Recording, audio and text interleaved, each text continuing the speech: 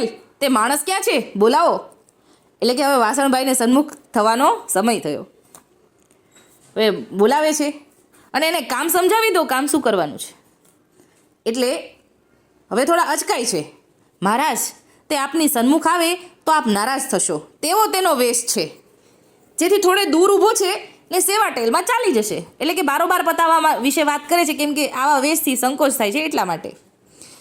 હવે ઠાકોરજી કહે છે કે ભલે, પણ તેને ભીતરમાં આવવા કહો. પ્રભુજીની આજ્ઞા થતાં પટેલ પુંજાભાઈએ વાસણભાઈને કહ્યું, વાસણ, મહારાજ બોલાવે છે.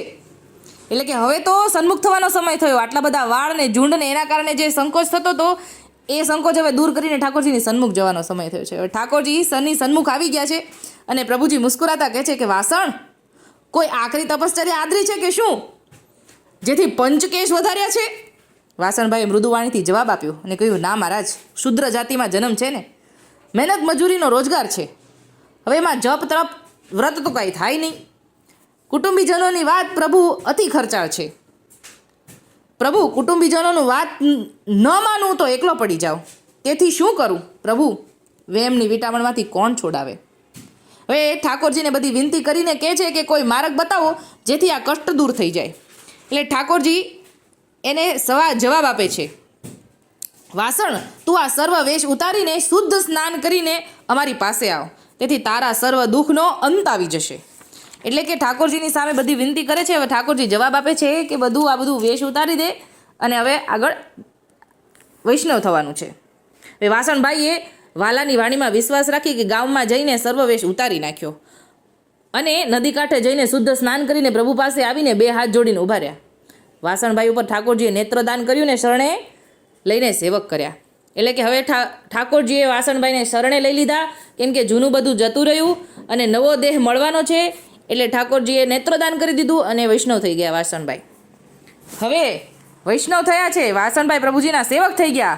અતિ આનંદથી પ્રભુજીની સેવા ટેલ કરવા લાગ્યા અને હવે ઘરે જવાનો ટાઈમ નથી મળતો. એટલે જેવા આવ્યા વાસણભાઈ માટલા લઈને આવે છે, પણ ત્યાં ને ત્યાં વૈષ્ણવ થઈ જાય છે ને રોકાઈ જાય છે. ઠાકોરજી જ્યાં ડેરા તંબુ બાંધીને આટલા વૈષ્ણવ જૂથ સાથે બિરાજે છે ને ત્યાં રોકાઈ જાય છે. એટલે ઘરે જવાનો ટાઈમ નથી મળતો.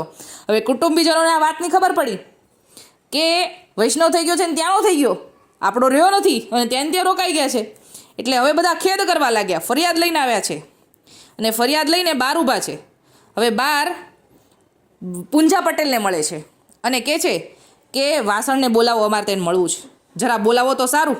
એકાએક અમારા કુળની રીતને ભૂસી નાખી. અમારે જાણવું છે કે વૈષ્ણવ પંથમાં ભેળવી દીધો છે ઠાકોરજીએ મારા વાસણે અમારા કુળનું ભલું ન વિચાર્યું. તેને તમો ઢુકડા બોલાવો. આ બધા તેને મળવા આવ્યા છે. વાસણ અમારા કુળનો મોભી માણસ છે, તેને વળી આ એકાએક શું સૂજી ગયું વૈષ્ણવ થવાનું.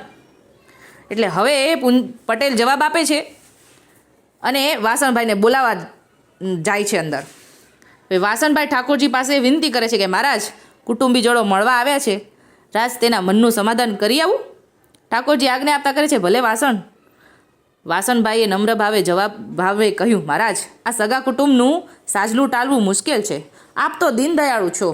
હવે ઠાકોરજી શું જવાબ આપે છે ને આજે નાની વાતનો આખો સાર મળી જાય છે કે ઠાકોરજી શું કહે છે કે તું ચિંતા ન કરીશ વાસણ, તારા દર્શનથી જ તેની મતિ નિર્મળ થઈ જશે. એટલે કે વાસણભાઈના દર્શન માત્રથી સામેવાળાની બુદ્ધિ જે ભ્રષ્ટ થઈ ગયેલી છે ને એ સીધી આવી જશે.